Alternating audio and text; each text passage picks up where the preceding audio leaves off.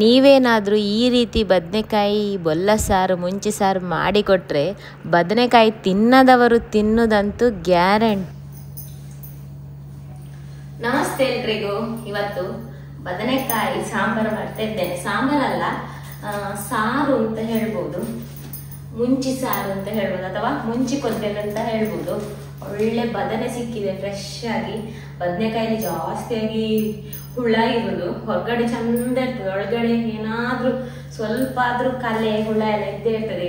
ನೋಡಿ ಕ್ಲೀನ್ ಇದೆ, ಒಳ್ಳೇದಿದೆ. ಬದನೆಕಾಯಿ ತುಂಬಾ ಜನರಿಗೆ ಇಷ್ಟ ಆಗುದಿಲ್ಲ.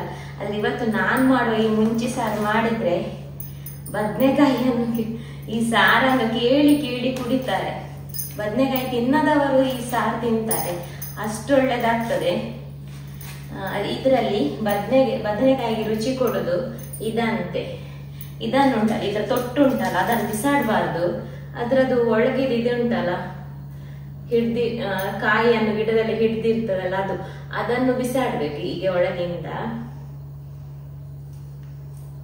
ನಂತರ ಅದರ ಹೊರಗಡೆ ಉಂಟಲ್ಲ, ಅದನ್ನು ಕಟ್ ಮಾಡಿ ಹಾಕ್ಬೇಕು. ಇದು ನಾನು ತುಂಬಾ ವಿಡಿಯೋದಲ್ಲಿ ತೋರಿಸಿದ್ದೇನೆ ಬದನೆಕಾಯಿ ರೆಸಿಪಿಯಲ್ಲಿ.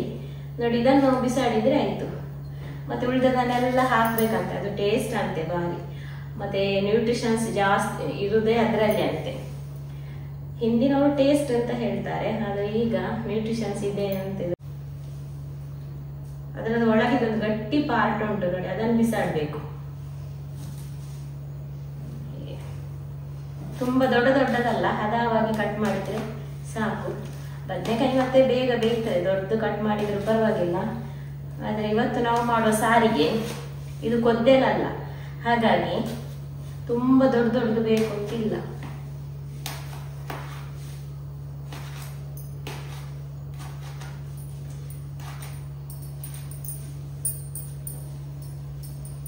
ತುಂಬಾ ಫ್ರೆಶ್ ಇತ್ತು, ಹಾಗಾಗಿ ಇಷ್ಟು ಬದನೆಕಾಯಿ ತಂದಿದ್ದೇನೆ. ಇಲ್ಲಾದ್ರೆ ಒಂದು ದೊಡ್ಡದೇ ಸಾಕಿತ್ತು ನಮ್ಗೆ. ನೋಡುವಾಗ ತಗೊಳ್ಳುವ ಅಂತ ಅನಿಸಿತ್ತು.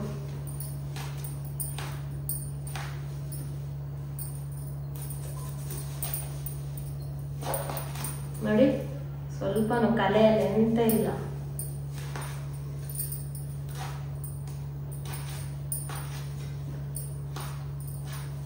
ಒಂದು 10 ನಿಮಿಷದಲ್ಲಿ ಹೀಗೇನೆ ನೀರಲ್ಲಿ ಹಾಕಿಡ್ಬೇಕು, ಅದರ ಕಣೆ ಎಲ್ಲ ಹೋಗ್ಬೇಕು.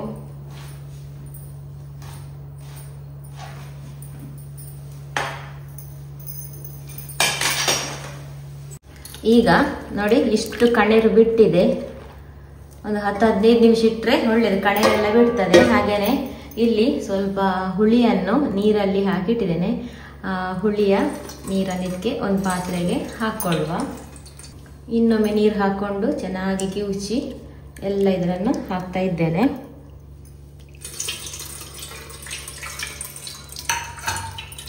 ಈಗ ಸ್ವಲ್ಪ ನೀರು ಕೂಡ ಸೇರಿಸುವ. ಇಲ್ಲಿ ಒಂದು 2 ಟೊಮೆಟೊ ಕಟ್ ಮಾಡಿ ಹಾಕ್ತಾ ಇದ್ದೇನೆ. ಇದು ಮುಂಚಿ ಸಾರು ಮಾಡೋದ್ರಿಂದ ಇದಕ್ಕೆ ಟೊಮೆಟೊ ಹಾಕ್ಲೇಬೇಕು, ಇಲ್ಲಾಂದ್ರೆ ಅಷ್ಟೊಂದು ರುಚಿಯಾಗಿ ಬರುವುದಿಲ್ಲ. ಈಗ ರುಚಿಗೆ ತಕ್ಕಷ್ಟು ಉಪ್ಪು ಕೂಡ ಈಗಲೇ ಹಾಕಿ ಬಿಡುವ. ಹಾಗೆಯೇ ಒಂದು ತುಂಡು ಬೆಲ್ಲ, ಒಂದು 4 ಕರಿಬೇವು, ಇಷ್ಟನ್ನು ಹಾಕಿ ಬೇಯಲಿಕ್ಕೆ ಇಡುವ.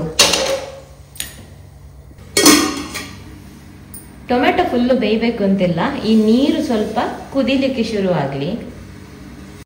ನೀರು ಕುದಿಯುವಷ್ಟು ಹೊತ್ತಿಗೆ ಇಲ್ಲಿ ಮಸಾಲೆ ರೆಡಿ ಮಾಡುವ. ಮಸಾಲೆಗೆ ಇಲ್ಲಿ ಒಂದು ಬಾಣಲ್ಲಿ ಇಟ್ಟಿದ್ದೇನೆ, ಅದಕ್ಕೆ ಸ್ವಲ್ಪ ಒಂದು ಸ್ಪೂನ್ ಅಷ್ಟು ತೆಂಗಿನ ಎಣ್ಣೆ ಬಿಸಿ ಆಗುವಾಗ ಒಂದು 4 ಎಲೆ ಕರಿಬೇವು, ನಂತರ 1 ಸ್ಪೂನ್ ಅಷ್ಟು ಉದ್ದಿನಬೇಳೆ.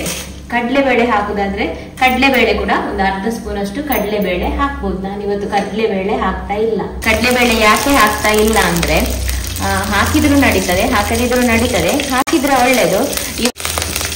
ಇದಕ್ಕೆ ಸ್ವಲ್ಪ ಹಿಂಗು ಕೂಡ ಹಾಕುವ, ಚಿಟಿಕೆಯಷ್ಟು. ಈಗ ಉದ್ದಿನಬೇಳೆ ಕಡಲೆಬೇಳೆ ಬಣ್ಣ ಚೇಂಜ್ ಆಗುವಾಗ ಇದಕ್ಕೊಂದು ಖಾರಕ್ಕನುಸಾರವಾಗಿ ಮೆಣಸು ಹಾಕೊಳ್ಳಿ. ನಾನಿಲ್ಲಿ ಒಂದು 6 ಮೆಣಸು ಹಾಕಿದ್ದೇನೆ, ಯಾಕೆಂದ್ರೆ ಇದು ತುಂಬಾ ಸಾರು ತರ ಮಾಡೋದ್ರಿಂದ ಇದಕ್ಕೆ ಮೆಣಸು ಇಷ್ಟೇ ಸಾಕು. ಮತ್ತೆ ಜಾಸ್ತಿ ಖಾರ ಆಗ್ತದಂತಲೇ ಇದಕ್ಕೆ ಟೊಮೆಟೊ ಕೂಡ ಹಾಕಿದ್ದು. ತರಕಾರಿ ಸಾಂಬಾರೆಲ್ಲ ಜಾಸ್ತಿ ಖಾರ ಆದ್ರೆ ಅಷ್ಟೊಂದು ಟೇಸ್ಟ್ ಆಗುದಿಲ್ಲ. ಈಗ ಒಂದು 4 ಬೀಜ ಮೆಂತೆ ಕಾಳು, ಹಾಗೇನೊಂದು ದೊಡ್ಡ ಸ್ಪೂನಲ್ಲಿ 1 ಸ್ಪೂನು ಕೊತ್ತಂಬರಿ, ಹಾಗೇನೊಂದು ಅರ್ಧ ಸ್ಪೂನಷ್ಟು ಜೀರಿಗೆ, ಇದನ್ನು ಕೂಡ ಹಾಕಿ ಇಲ್ಲಿ ಮಿಕ್ಸ್ ಮಾಡುವ. ಸ್ವಲ್ಪ ಬಿಸಿ ತಟ್ಟಿದ್ರೆ ಸಾಕು.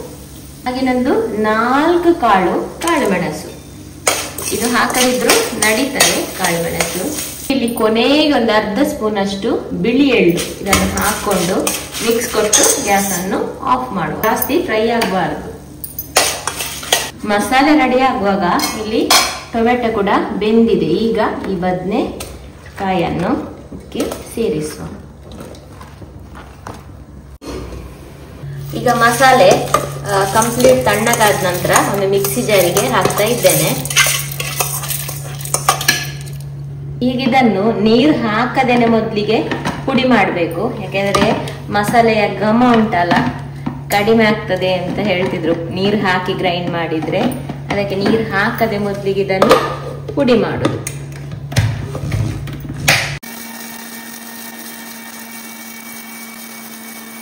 ಈಗ ಇಷ್ಟು ಪುಡಿಯಾದ ನಂತರ ಸ್ವಲ್ಪ ಚಿಟಿಕೆಯಷ್ಟು ಅರಶಿನ ಸೇರಿಸಿ, ಹಾಗೇನೆ ಸ್ವಲ್ಪ ನೀರು ಕೂಡ ಸೇರಿಸಿ ಇದನ್ನು ಗ್ರೈಂಡ್ ಮಾಡುವ. ನೀರು ಇಲ್ಲಿ ಬಾಣಲೆಗೆನೆ ಹಾಕಿದ್ದೇನೆ. ಬಾಣಲೆಯಲ್ಲಿ ಇಂಗಿನ ಪಸೆ ಎಲ್ಲ ಇರ್ತದಲ್ಲ, ಅದಕ್ಕೋಸ್ಕರ. ಮಸಾಲೆ ಗ್ರೈಂಡ್ ಆಗುವಾಗ ಇಲ್ಲಿ ಬದನೆ ಒಳ್ಳೆ ಬೆಂದಿದೆ. ಈಗ ಇದಕ್ಕೆ ಮಸಾಲೆ ಸೇರಿಸುವ.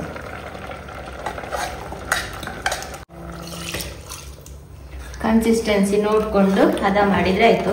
ಸ್ವಲ್ಪ ದಪ್ಪವಾಗಿಯೂ ಇಡ್ಬೋದು, ತುಂಬಾ ತೆಳುವಾಗಿ ಸಾರು ತರ ಬೇಕಾದ್ರೂ ಇಡ್ಬೋದು. ಸಾರು ತರ ಮಾಡಿದ್ರೆ ಅನ್ನಕ್ಕೆ ಹಾಕೊಂಡು ಊಟ ಮಾಡ್ಲಿಕ್ಕೆ ಒಳ್ಳೇದಾಗ್ತದೆ. ಬೊಲ್ಲ ಸಾರು, ಮುಂಚಿ ಸಾರು ಅಂತ ಹೇಳ್ತೇವೆ. ಈ ರೀತಿ ಸಾರು. ಉಪ್ಪು ಸಿಹಿ ಎಲ್ಲ ನೋಡ್ಕೊಂಡ್ರೆ ಆಯ್ತು. ಉಪ್ಪು ಸ್ವಲ್ಪ ಚಪ್ಪೆ ಉಂಟು. ಮಸಾಲೆ ಕುದಿಲಿಕ್ಕೆ ಶುರುವಾಗುವಾಗ ಒಂದು ಒಗ್ಗರಣೆ ರೆಡಿ ಮಾಡುವ. ಒಗ್ಗರಣೆ ಯಾವ್ದು ಬೇಕಾದ್ರೂ ಹಾಕ್ಬೋದು. ಸಾಸಿವೆ, ಇಂಗು, ಕರಿಬೇವು, ಒಣಮೆಣಸು ಹಾಕಿ ಕೂಡ ಹಾಕ್ಬೋದು. ಸಾಸಿವೆ, ಉದ್ದಿನ ಬೇಳೆ, ಒಣಮೆಣಸು ಹಾಕಿ ಕೂಡ ಹಾಕ್ಬೋದು. ಅಥವಾ ಬರೀ ಸಾಸಿವೆ, ಕರಿಬೇವು ಕೂಡ ಹಾಕ್ಬೋದು. ಹೇಗೆ ಬೇಕಾದ್ರೂ ಯಾವ್ದಾದ್ರು ಒಂದು ಒಗ್ಗರಣೆ ಮಾತ್ರ ಸ್ವಲ್ಪ ಎಣ್ಣೆ ಜಾಸ್ತಿ ಹಾಕಿ, ಸ್ವಲ್ಪ ಸಾಸಿವೆ ಕೂಡ ಜಾಸ್ತಿ ಹಾಕಿ ಒಗ್ಗರಣೆ ಹಾಕ್ಬೇಕು.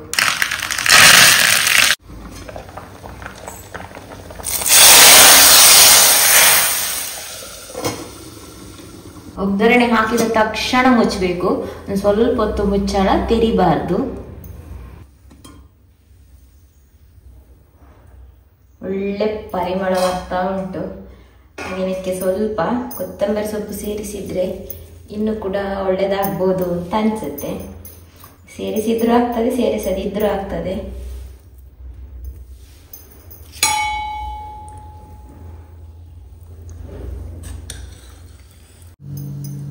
ಕುಚ್ಚಲಕ್ಕಿ ಅನ್ನಕ್ಕೂ ಒಳ್ಳೇದಾಗ್ತದೆ. ವೈಟ್ ರೈಸಿಗಂತೂ ಸೂಪರ್ ಆಗ್ತದೆ. ಹಾಗೇನೆ ಸ್ವಲ್ಪ ತುಪ್ಪ ಹಾಕೊಂಡು ಕಲಸಿ ಊಟ ಮಾಡ್ತಾ ಇದ್ರೆ ಸಖತ್. ಇವತ್ತಿನ ಈ ಬದನೆಕಾಯಿ ಮುಂಚಿ ಸಾರು ನಿಮಗೆಲ್ಲ ಇಷ್ಟ ಆಗಿದೆ ಅಂತ ಭಾವಿಸ್ತೇನೆ. ಇಷ್ಟ ಆಗಿದ್ರೆ ಒಂದು ಲೈಕ್ ಮಾಡಿ, ಹಾಗೆ ನಿಮ್ಮ ಫ್ಯಾಮಿಲಿ ಫ್ರೆಂಡ್ಸ್ ಜೊತೆಗೂ ಶೇರ್ ಮಾಡಿ.